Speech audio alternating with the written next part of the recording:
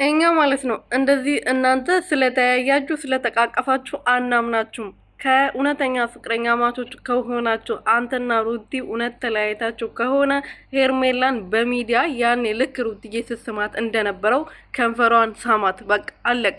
ከንፈሯን ሳማት። ከዛ በኋላ እውነት ነው ሄርሜላ ካንተ ነው ያረገዘችው፣ ሄርሜላ እውነት ካንተ ጋር ነች፣ አንተና ሩቲ ተለያይታችኋል ብለን እናምናለን።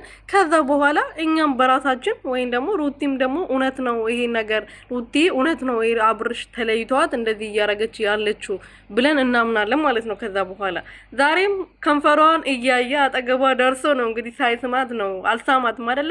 እውነተኛ ፍቅረኛ ከሆነ ይሳሳሙ። በቃ አሁን ለምሳሌ ዛሬ ቤት ውስጥ ነው አይደለ ፕሮግራሙ የተዘጋጀው፣ ቤት ውስጥ ነው አይደለ? አበባ ምናምን ተነስንሶ ወይን ምናምን አለ አይደለ?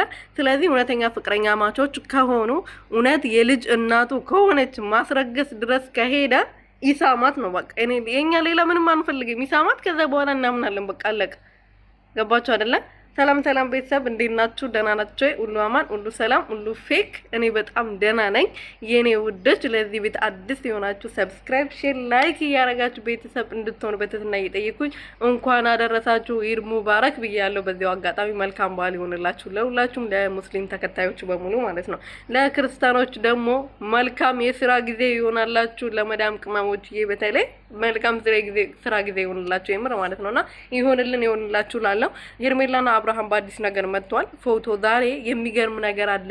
የኔ ቤት ማንም እንዳይቀር ብላለች ወይዘሪት ሄርሜላ ማለት ነውና እስቲ ዛሬ ማንም እንዳይቀር እናንተ አበባ ሰጠሽ፣ ሌላ ምንም አልሰጠሽም። ቀይ አበባ ሰጥቶሻል። ከዛ አንድ አይነት ልብስ ለብሳችሁ ሶፋ ላይ ቁጭ ብላችኋል። ምንም ሌላ ታሪክ የለም።